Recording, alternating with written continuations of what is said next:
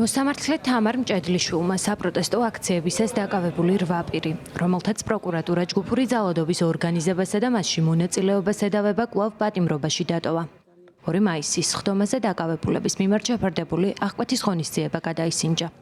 სხდომაზე პროკურორი ამტკიცებდა, რომ პატიმრობის გაუქმების შემთხვევაში ბრალდებულებმა შესაძლოა ახალი დანაშაული ჩაიდინონ ან მიიმალონ. ადვოკატების შეფასებით კი ბრალდებულთა პატიმრობა სამართლებრივად სრულიად დაუსაბუთებელი და შესაბამისად უკანონოა.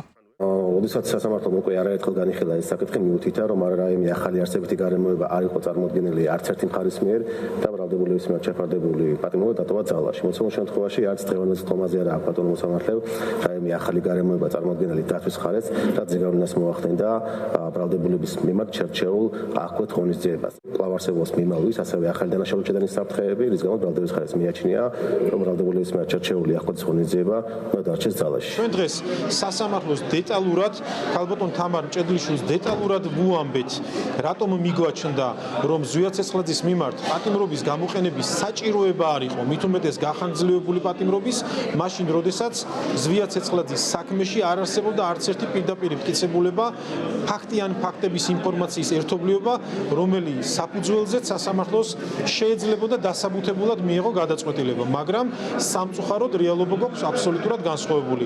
მიგვაჩნია დაცვის მხარეს, რომ ზვია ცეცხლაძის საქმეზე გამოტანილი პატიმრობაში დატოვების თაობაზე მიღებული განჩინება არ არის დასაბუთებული, ეს არის ჩვენი პოზიცია და ამ დასაბუთების არარსებობის გამო მიგვაჩნია, რომ ეს განჩინება არის უკანონო.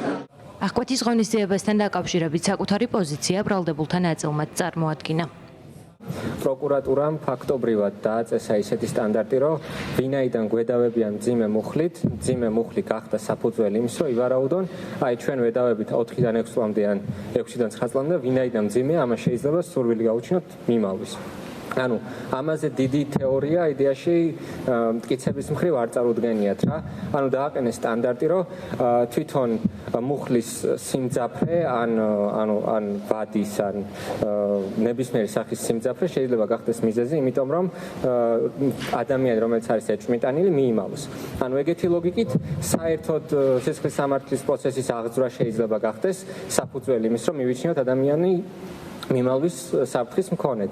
მაგრამ რაიმე ამის გარდა არსებით დეტალი ხომ უნდა არსებობდეს ეს დღეს რაც აი ამ დარბაზში ხდება ეს არამარტო დანაშაულია ბატონო ბრალდებლებო, არამედ ეს არის ბოროტება. რასაც თქვენ აკეთებთ, იმიტომ რომ თქვენ ჩემშვილებს სრულიად უკანონოდ წაართვით სიხარული. და აი ამ ბიჭების დედებს წაართვით სიხარული. და დღეს ჩემი 8 წლის ბიჭი განიცდის ძალიან დიდ ფსიქოლოგიურ ტკივილს. სხდომაზე უნდა დაწყებულიყო პროკურატურის მტკიცებულებების გამოკვლევაც, თუმცა პროცესს ჯანმრთელობის მდგომარეობის გამო ერთ-ერთი ადვოკატი ვერ დაესწრო. ამ მიზეზით სხდომაზე პროკურატურის მოწმეები არ გამოკითხულან. პროკურატურა სამბრალდებულ ჯგუფური ძალადობის ორგანიზებას 5-ს კი ჯგუფურ ძალადობაში მონაწილეობას ედავება. ძალადობის ორგანიზებაში ბრალდებულ ზვია ცეცხლაძეს, ვეფხია კასრაძესა და ვასილ კაძელაშვილს 6-დან 9 წლამდე. დანაშაულში მონაწილეობაში ბრალდებულ ირაკლი მიმინოშვილს, გიორგი გიორგაძეს, თორნიკე გოშაძეს, ინსაფ ალიევსა და ნიკოლოზ ჯავახიშვილს კი 4-დან 6 წლამდე თავისუფლების აღკვეთა ემუქრებათ.